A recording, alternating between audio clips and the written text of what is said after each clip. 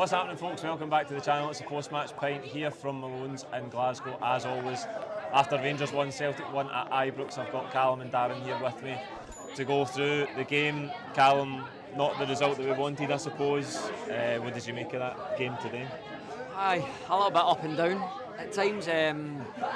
Start of the game, I didn't think we'd done too well. Darren put it in the group chat earlier on, saying the first 10 minutes, I know it's cliche, but the first 10 minutes is vital to see how we react to the atmosphere. Obviously having the fans back was a massive help as well. But if I'm honest, I probably think Rangers were the better side in the first 10 minutes. Balogun hits the crossbar in like the first minute. Scales is nowhere to be seen. He loses Balogun. He just runs off his shoulder and gets a free header. Probably should score. Should have. So we get away with that one. And then Rangers have a bit of the ball. You see them fighting for it. They're very dogged. They sit in very deep and then they try and hit Celtic on the counter. That happened all game. And eventually we grew into the game in the first half that came. But again, we'll get to the talking point of that as football, of Adam Ida's moment to then 60 seconds later we're 1-0 down and scratching your head saying, how are we losing when we should be 1-0 up? Again, before that, is Raston obviously scores the offside chance that he gets. He's offside, so it is what it is. At the time you're crying out, but how does he want a header again in the 18-yard box? It kind of happens too often. Guy in the pitch. If I'm being really honest, Celtic are quite weak at set pieces, let's be honest. Like, it's our poorest part of our game. We're good in the eye, we're good at keeping the ball, we're good in transitions and moving and trying to pull teams out and make players move out of position to then fill that gap that becomes available. But the bit that we get caught is set pieces, and Rangers lived off that. I don't think I've ever seen Rangers go long throw-ins. Like, as soon as Tavernier got the ball in a decent area, it was just everyone get in the box and I'll long throw it into it, cause trouble, and Celtic didn't do too great at that. And obviously you get the Raskin goal and then it's offside. You think, right, that's your next warning after the bar with Balogun, then Raskin gets it, and then you obviously get to Ida's chance, massive chance. I actually think watching it back, the ball comes and he like scoops it, but it goes like it rolls off the end of his foot and it just doesn't get it over. I think it hits Liam Kelly's shoulder maybe. And when I watched it back, and you think, key moment in the game, just get to half time now, and all of a sudden 6 seconds later Rangers just counter up the park and we concede the goal, and it's probably a good goal for their point of view. It's an easy ball for, I think it's maybe Diamandi that slices it through, Cherny oversteps it and it falls to Dessers, and Scales could probably be better. That's me being kind. It's like he commits but he misses it, and then after that Dessers is get all the time. He's just too weak in the challenge, and you've got to know Dessers wants it on his left foot. See if Dessers drags it back onto his right foot and curls it, you put your hands on it and go, actually he's done all right there. But you know he wants it on his left foot, you know he wants to hit it, and Scales dives in too early. See, the thing I think there with Dessers, how often does Dessers cut back inside? So see if Scales could just have stayed in his feet and got close maybe to him. Thinking that he was going to cut in.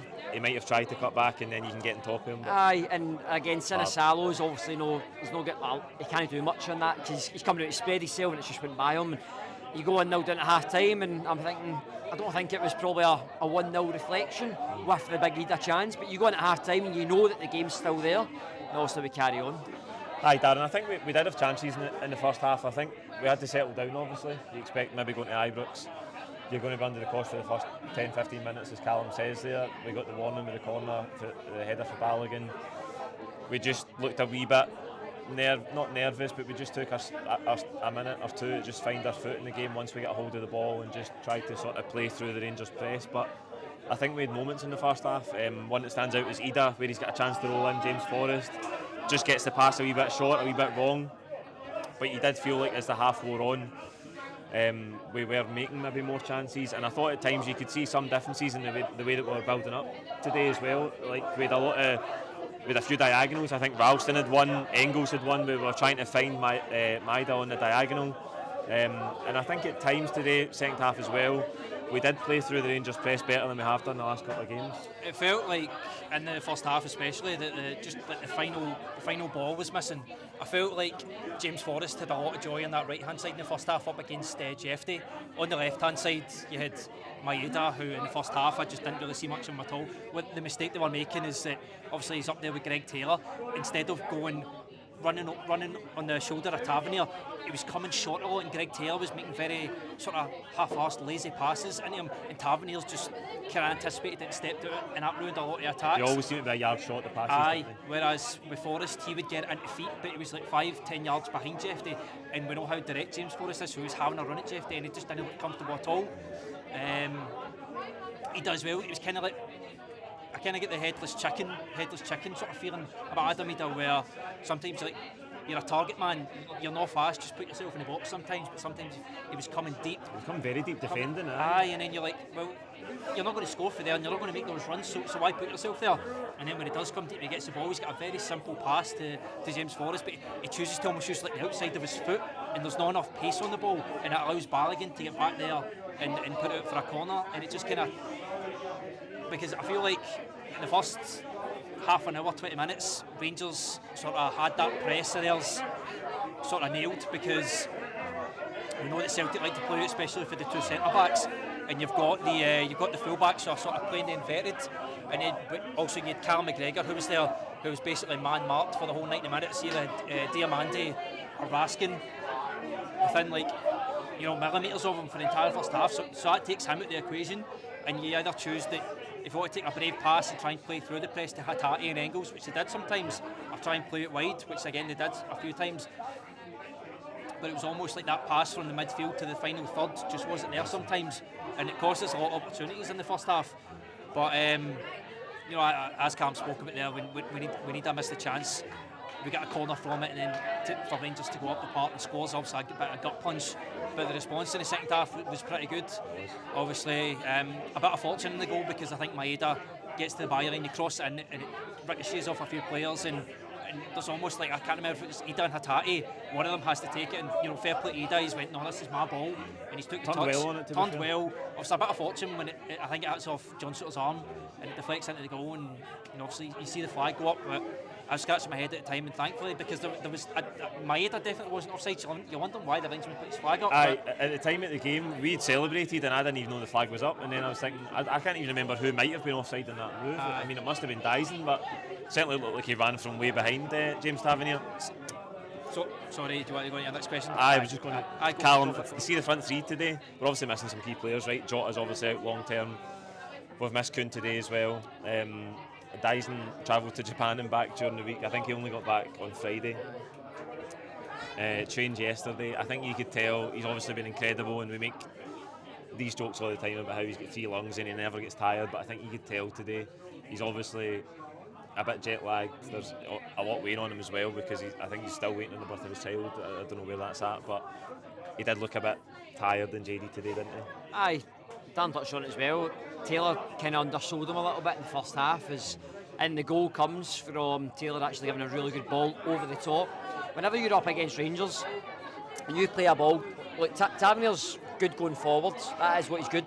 The worst part about him is going back the way, and every ball that Darren touches on there, Taylor was trying to give it into his feet, and it was just under hit. So Tavernier was going, oh brilliant, you're not sticking it in behind me, I'm getting to run forward, I'm taking the ball off him and going forward. That's exactly what he wants. The goal comes from Taylor getting his head up, looking over, tinking it over Tavernier. Daizen Maeda gets in behind, tries to cross it, goes to John Sutter. John Sutter then hits off Daizen Maeda, and then it bounces off to Ida, and obviously Ida does the rest. But he did look tired from that, and that's fair. It probably is fair. Brendan Rodgers spoke about it in his interview after the game, saying he's allowed the chance at the end of the game. He's allowed to miss that. What he's done this season, if there's one player that's allowed to make that mistake, it's him. So he should probably cut it, or at least just have a go rather than run round the keeper. But in a split second, that's really easy for me to sit here and say, oh, you should do this or you should do that. What right have I got to say somebody that's got over 33 goals? 36, I think it is. Is it 36 goals that he's got? What right have I got to say that you should do this, you should do that? So that's no me criticising him, by the way. See with that chance in the last minute, I thought, I think Hatate does well to slide in and win it back. And see when Daizen got onto it, I thought, I'm not sure he's got the energy to even make it to into the box, because, as I said, looked tired all day, and you know he's got that engine, but I just thought somebody might get back at him here. I don't know if it was Tavernier or somebody that was chasing him back, and I just thought, I don't feel like he's got enough wind in his sails to get there, but in credit to him, he did. But I think he just ran out of steam when it came to Aye, the finish. and again, that comes in the with 97th minute as well. travelling for Japan's far. Like, I know you just think in our heads like, oh, Japan, like you should be able to just switch it on and be good. Like, it's a long journey. Like, it's a long journey to fly back from there. Like, anybody that's a long haul flight, your legs get sore. Like, sitting for like 10 hours on a flight. He's done longer than that, like a direct flight probably back to Glasgow. So you could see that he was tired, but. Aye, in the first half you're talking about, I actually thought James Forrest, we'll speak on him, I thought he done really well. Yeah, he did. I thought somebody that was put into the team that hasn't really started many games this season, let's be honest, but I thought he done really well. He held the ball well. He showed his experience by what he done with the ball at his feet.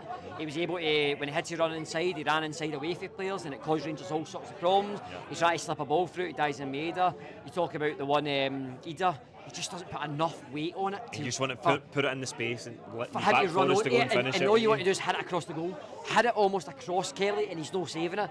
He just didn't get enough on it. I thought Forrest was really good. So you get to half time, 1-0 down, you think there's something still here, but you also know as well we're vulnerable on the counter attack. That's what it felt like to me.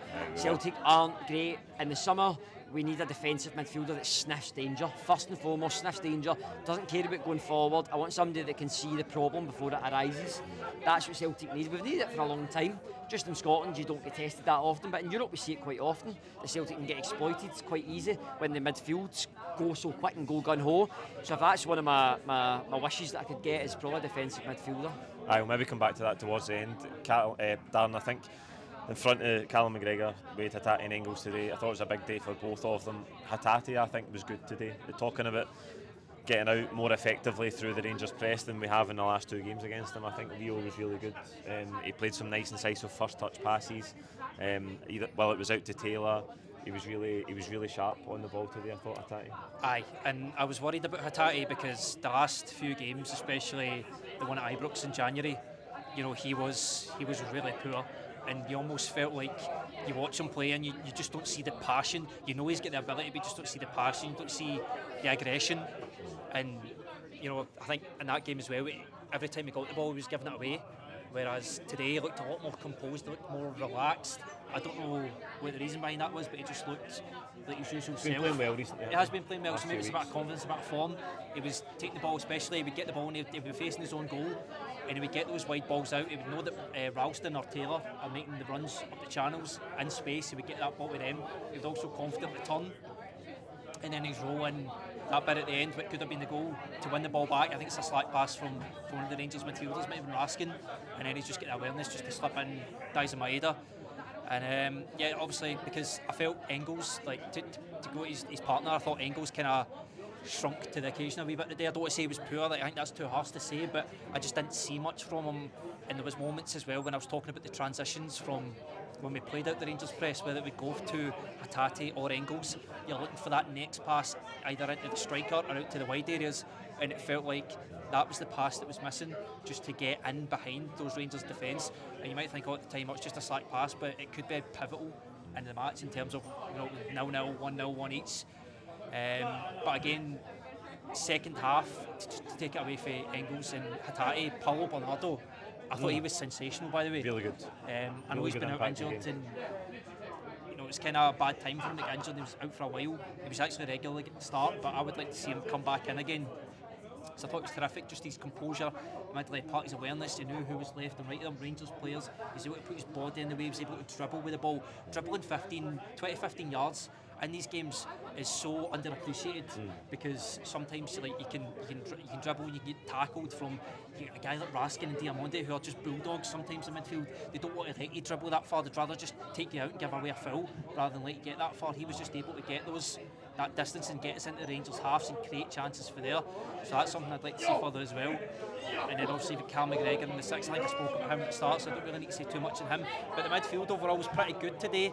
It could have been better, but overall, especially if we're talking about Hatate, who last time was really poor at Ibrox, a definite improvement. So again, it's just a toss of a coin with Hatate. You don't really know what you're going to get because he's a bit inconsistent. But if he could perform like that against Rangers consistently, he wouldn't get as much criticism as it has been for like the last 6 to 8 months or whatever it has. Aye, Callum, see on the Bernardo Engels debate, I feel more confident when Bernardo's in possession of the ball than Engels. I just feel like he maybe looks after it a wee bit better.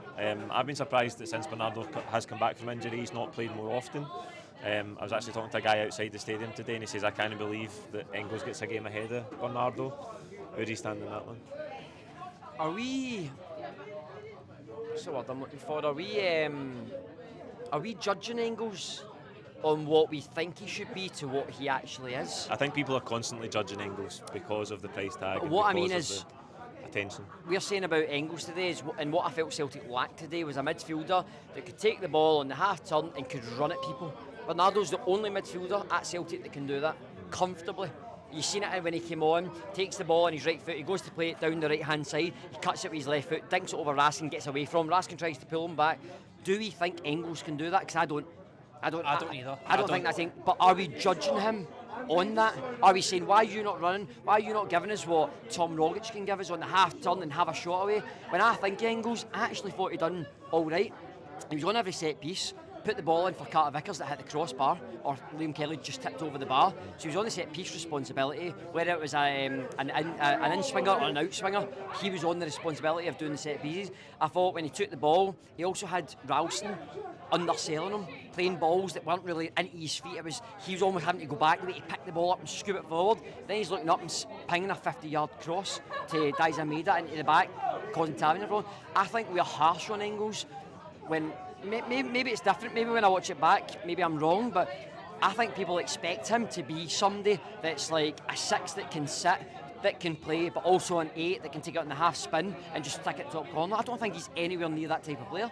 I think he's somebody that wants the ball from the defence, picking the ball up and then creating and giving it to players like a McGregor or a Hatate further up that are comfortable with the ball at their feet, can roll, can spin somebody, can see what's 5 seconds ahead of the team that you're playing that don't see that space. I feel like the thing with Engels is establishing what kind of midfielder he is. Yeah. Like, is he a playmaker? Is he a dribbler? Is he somebody just having his set pieces? Like, we still don't know what his perfect traits are. I think Engels is really good with the game open in front of him. Mm-hmm. I think in tight spaces inside his own half, this is something that I've mentioned a couple of times this season. I think in tight spaces, that's why I don't think he's necessarily suited to replacing Callum McGregor. I know he did that in the last Rangers game we lost at Celtic Park. He played in that deeper position. I don't think he looks to me like a perfect fit to play as a deep line midfielder where he has to take the ball in tight situations inside his own half and link the game and connect up the pitch. I think he's brilliant with the game opening up in front of him. He's got a brilliant range of passing. You're talking about the switches today to Daizen Maeda. We know his set piece delivery is brilliant. He can really strike a ball brilliantly. I think that's where he's at his best. He can play some of those raking passes into the channel as well. I think that's what suits him. I don't think playing in those deeper positions and having to link the game looks like what he's best see at. When he's got the option of running forward, I never see him run 30 yards with the ball and then pick a pass. I see him with all that space in front that you're talking about that he's got to then go forward with. He's a passer, I think he almost passes dribbler. it. So is he a Maybe, I think he'd be better as a number 10. Because if he picks the ball in the halfway line, he can't run to the edge of the box. To create into space in the final third. Put him as a 10 because he can't run, so if he's either going to shoot, pass or cross, because he can't run. So put him at the edge of the box where he's going because we know he can score. I maybe think that we're maybe judging Engels. I think we all have in our minds of what type of player he should be, and I actually don't think he's that player. I think he's very different. It's bad as well because we don't play a number 10, we play 2 number 8s, so that doesn't help his cause. We know he's not a number 6, as you said, Paul, but I don't think he's not a number 8. When we talk about that and Bernardo coming on, and I said that at half time, I was like, I'll say it, I would take Ido off and put Bernardo on and just go Daizen and Forrest through the middle and just get them running, because Rangers looked vulnerable when we played that ball through the middle. They wanted the balls out wide because they believe that a Celtic cross, we can believe that we'll defend. That's what their game plan was. Anything you put in the cross, Ballin will head it away, John Soot will head it away. And pretty much that is what they've done. As soon as we go through the middle, you see Ida gets that chance. Ida then undersells Forrest through the middle again. So I thought if you get Bernardo on, maybe he's somebody that's one of the midfielders that can actually take the ball on the half spin and can take players on. Can be. He's very. He can shrug people off his shoulders. He's very like, right, get off me, I'm Nick, boom.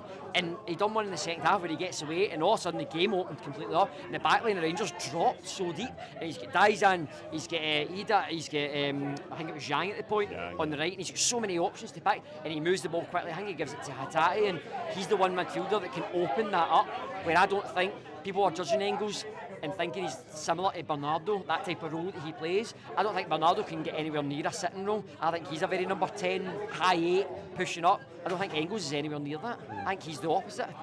And in contrast, Bernardo's long range passing and set piece delivery is not as good as Engels either. Yeah. They're different players. So it's weird how fans have that opinion of Engels wasn't great, and look, that's just people's opinions. Like, maybe he wasn't great, but I feel like he was actually all right. And when he came off, I thought, I mean, you keep McGregor on, obviously, and Hattati's obviously way more experienced at this level. And Hattati did have a good game. He was really good at times. I think he gave the ball away once, but you could see when he got the ball, Rangers really dropped deep because they knew that he was somebody that can hurt them. So they just dropped and they were very more reserved and they didn't press him as much. As soon as maybe like an Engels got on the ball, they thought, you're not really comfortable in that position. I'll press you and see if I can turn the ball over. And they've done that a few times. Like even when Ralston came inside and he got the ball, and Ralston just kind of gave up on it a little bit. Like, but I think maybe people are just maybe judging Engels slightly of a different player to what he actually is going to be for Celtic in the long haul. Aye. Darren, I think with the injuries today, Kuhn out, Jota out, we're lacking options on the bench all of a sudden again. Jan came on and I thought, to be fair to him, he was decent enough. He worked some really good, there was a really nice passage of play in the right hand side channel. I think Hattati was involved, maybe Bernardo as well. They worked a nice wee triangle. And Jan gave it back to Hattati and tried to do a 1-2. We just overplayed it a wee bit, but we looked as if we could get in. And I thought at times Jan showed really good desire in the game. I think even going back to a game last season at Ibrox, he was more diligent tracking back as well in the game. Johnny Kenny comes on up top as well. I don't think any of the subs really disgraced themselves, but we were just missing that X factor off the bench to win it for us, weren't we? I was excited with Yang when he came on because we know he's a very good dribbler. And I think there was a couple of moments in the second half where Ralston was bombing forward down the outside of him and they were making those little short, sharp passes between the two of them. There was actually one I was a bit gutted because it felt like we kind of overplayed it a little bit, where they do a couple of 1-2s between each other and Yang gets half a yard. Leaves the ball behind. He trips over the ball almost, and you're thinking, that's kind of a great chance. But his feet go too quick for his brain. Aye, but there was also moments where I was a bit worried, especially when Rangers were attacking on the left hand side, because they've obviously got, I can't even remember who's playing left wing, but you had Jeffy on the left side, and it almost felt like they were getting 2-on-1 because when Yang was tracking back, it felt like he was like a bag of sand sometimes. He just couldn't get back. We know he's not the quickest player, great dribbler, but we know he's not the quickest player. So that's a kind of risky run when you've got Yang on there. You've got a good threat going forward, but in terms of defending, he just looks very slow. Whereas if you get Kuhn and Maeda on the wide areas, they're going to be bombing up and down the pitch, so you've got that cover on both sides. And obviously Johnny Kenny coming on. It's a bit like one, you kind of have to do it because Adam Ida, he's a big guy, he's not the fittest. If he's running constantly for 75 minutes, you're realistic you're going to have to change him. The only other option we could have had was even putting Johnny Kenny on the wide. I've not seen enough of Johnny Kenny to know if he could have went on the wide areas, but it wasn't a bad substitution to bring him on because he's a young guy. Even if he's not got the technical ability or the intelligence or the experience of this fixture, he'll run and he'll dig for the team. I actually felt kind of like, see when Maeda had that chance at the end, see if he squares it, it's Johnny Kenny there. Imagine like what age is it, 19, 18? I don't know. 18, isn't he? Was it a surprise that he put on? You were in the stadium. Were you not shocked? No, I was shocked. I think we thought that Ida, do you know what I mean? Limited options on the bench. Ida was going to get tired. Did he get on because it's limited options? Aye. Because he hasn't played. When was his last appearance? Aye. When we've not had limited options, he's not played, has he? So that is the situation. So is that a message that, to the board that we need to strengthen majorly? I don't think it's a message. I don't think putting him on was to send a message to the board, but it also works to show that we are lacking up front. I think that's the case. I actually thought he'd done all right. He did. No, he definitely did do all right. And like Darren says, if maybe Daizen's got the energy and the awareness that late in the game, cuts it back, he might have a winner at Ibrox. He was gutted after it. I could see him at full time. He was raging. Like, couldn't believe it. But Callum, apart from that, Daizen might have a chance, which we've talked about in detail already. Didn't really seem like we built up a head of steam in the last 10 minutes where you felt we were really going to go and win it. That's probably the same for Rangers as well. It wasn't like we were clinging on. I think the game kind of fizzled out and had that feel of a last derby of the season. Treble incoming. We've won the league. There might be another treble incoming.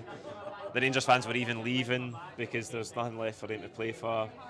It just fizzled out in the end. Simply the best. Wasn't it? It was simply the best. Did he play that at the end of the game, did they? Fools. That's brilliant that they need to walk out to that song. We've just won the league Do you know last what? week. I We seen just sang it with them. I loved the video, and all the Rangers fans around that area were like looking like, why are you singing that song? And then the realisation of going, oh, you've We're won, like, no, that's about us. you've won the most trophies, about us. you dominate Scottish football. I did love the irony of how empty it went as soon as it finished. Look, going into the game, my thought was, if Celtic lose this game, it's not the end of the world. The main job is, on the 17th of May, will I be celebrating a title? Will I be at Celtic Park? Will I be in Trongate later on? Will I be at this pub later on having a good day? Yes, I will. I will. That's my day. So again, if Celtic lose this day, it's one little small thing that's happened in a grand scheme of 38 games. And you want to win as many of these games, of course you do. But when it came to the end of the game, like last 20, it did feel like that. It felt like Rangers had kind of surrendered, and it's a good word, isn't it? No surrender. But it kind of did surrender. Surrendered that, like, well, we don't really want to risk it and lose it. Surrendered long ago, mate. Exactly, aye. And something a bit. No, aye. They surrendered that part of the game where they didn't want to really venture out and take that risk and leave themselves exploited. And again, Celtic didn't really either, but it's not up to Celtic. Celtic are the champions. You want to beat the champions. You dominate these games. You run these games. You think you're better than us. 17 points behind, but they're better than us, right? 5 wins and 14 in Europe, but they're better than us, right? All this stuff that they come out with, but they still couldn't beat Celtic without their number one goalkeeper, without their number one right back, without Jota playing, without Kuhn playing. Kuhn's probably our number one right winger. Jota can play probably our left winger, and Maida plays through the middle, let's be honest. So Ida, even though he gets the goal, and I'm not criticising him, he is probably a reserve player. He's not a main first team pick, is he? He's not getting in your top 11. So Celtic did have a lot of positions and key positions that we never had a full strength team. And going 1-0 behind in the atmosphere and in that environment, it could have so easily been another 3-0 game like January. It could have been. But I think the team showed a little bit of bottle and a little bit of resilience. Thought, a lot of people think that this is just a walkover and Rangers are going to beat us. No, we'll stand up. And I think Celtic did stand up to get the goal back. And there wasn't much. I didn't see Sinisalo make save after save. And I think, See, on that, I thought he did make a couple of good saves at the beginning. I think there he was did. One there for was a a header, header, down he caught it. But is that in the euphoria and the moment of the atmosphere? It's like, get after them. He was Happens also, I in thought these- he was good with his feet as well. Like, Aye. he just Sinisalo. By the way, he's been very 22 or good. something. Let's just move on to him in general. He's been very good. Aye. Aye. And especially, like, how old is he? 21? 22. 22, aye. To come in, obviously Schmeichel injured. I think he'll be back soon, but he's done himself no harm. Obviously, Schmeichel's got maybe 1-2 years max left in his career. If we can hold on to Sinisalo, develop him a bit more, I don't see any reason why he can't be the number one. I know it's very early to say that because we've not had him sort of pull off so those world saves and win his points, because realistically when you're a goalkeeper at Celtic, you're not going to be put in situations where you're making points winning saves. That's more of maybe a scenario where, like in England for example, when you're playing at big teams and every sort of save you make counts towards points. It's not really like that with Celtic. Like only really the day is Sinisalo going to make saves that are going to win or lose a game for Celtic. Otherwise it's going to be like, does he keep a clean sheet or does he concede to a 5-1 game? Well, that save that he makes against Raskin is brilliant. The save that he Even gets down. sorry to interrupt, what was the one where it was deflect? I think it was Diamante has a shot, it deflects off Carter Vickers. And it looks like it's he tips it over the bar. That's a great save, by the way. One of the best bits of goalkeeping I had all day was a low cross. He came out for a low cross. It was bound for Dessers Dessers at the back post. Held it, really good Aye, goalkeeping. he Read does it really well. well. I think Tavernier just whips it right round and it wipes out the full back line. But Sinisalo reads that and goes, right, he's trying to give him Dessers on the back post. I'll come out and take the pressure off my back line. And for somebody so inexperienced and somebody that's not played at that level and that atmosphere and that type of game, with glass bottles that get thrown at him as well. Standard for a Celtic goalkeeper. Standard, innit? Joe Hart will attest to that. Eventually it'll be full nets around the whole stadium, won't it? It'll be horrendous. But when you talk about Sinisalo, that save that he makes, we switch off at the back post. I don't know who it is, I can't remember who it is out wide. Might be maybe Hadji or Bajrami, somebody like that. But he chips into the back post and Schlupp actually gets caught under it. He goes to header it and he's way under it. And lucky that Raskin loses his feet. Aye, Raskin then takes the touch and then he just slips and then he also hits with his left foot. Big Barry was raging, that wasn't a penalty. What's that all about? How is that a penalty? Sinisalo's right out at him really quickly and it actually takes his left hand. His left hand flicks back the way with the power of the shot and he saves it.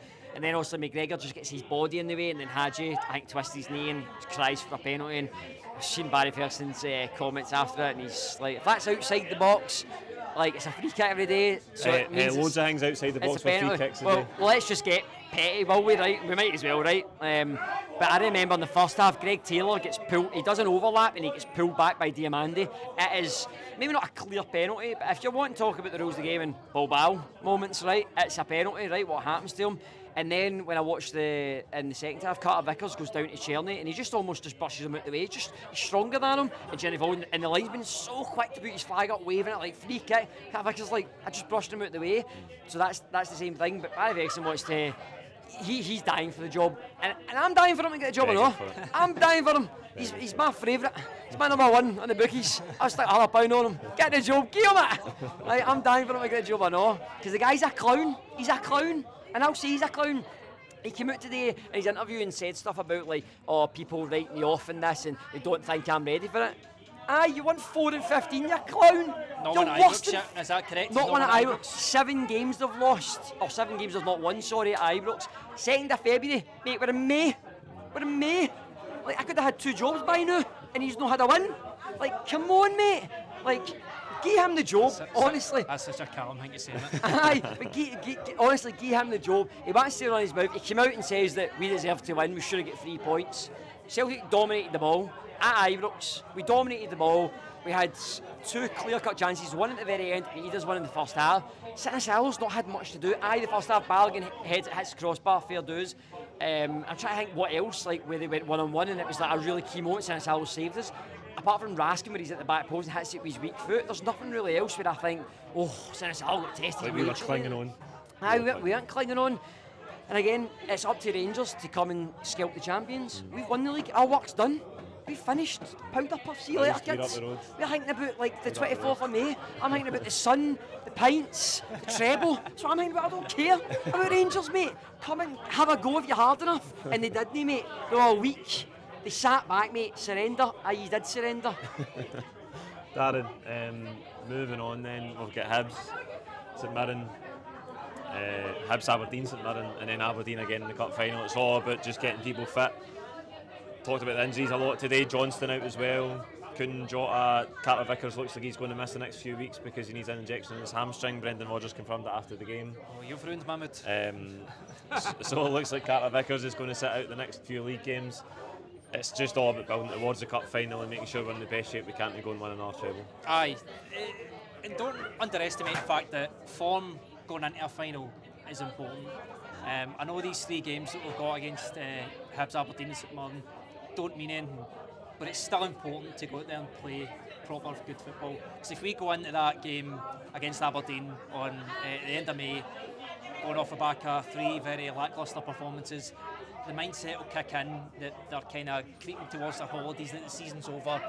And make no mistake, I know Aberdeen have had sort of an up and down season where they were probably the second best team in Scotland for the first 6 months and then the worst team in Scotland for the other 6 months. But now they seem to have found a kind of balance where they're playing all right, and it will be a tough final. Just think back to the semi-final we had against them last season, the 3-8 one. That was a crazy game at Hampden, and we can expect that again in May. So to go in there, I know Hibs again, they won yesterday against Aberdeen. Very, very good team. David Gray's doing very good stuff with them. I think they're a brilliant team with some good players. I think we can beat them, obviously. Obviously, they're going for third. I think it's 3 points between them and Aberdeen, so it's that's another one for us, because we've got Hibs and Aberdeen who are in this battle for third, who have got a lot to play for. They're a European place, which is a lot of money to them. So compared to us who have got nothing to play for, they're going to come. I think both are at Celtic Park, aren't they? No, but Aberdeen's Pittodrie. Is it Pittodrie? So I think there'll be 2 very tough games, and particularly when you've got the mindset of us who are sort of achieved what we need to achieve, whereas they're still fighting, striving to what they're trying to achieve. So again, I won't be too upset if we don't come away with that with blistering victories, but I still want to see that momentum from Hibs next week carrying itself all the way into the cup final. Aye, absolutely. There you go. That's it for the post-match pint here from Malone's. Like the video, give us your own thoughts on today's game below, and we'll see you next week for the build-up to that game against Hibs. Thank you.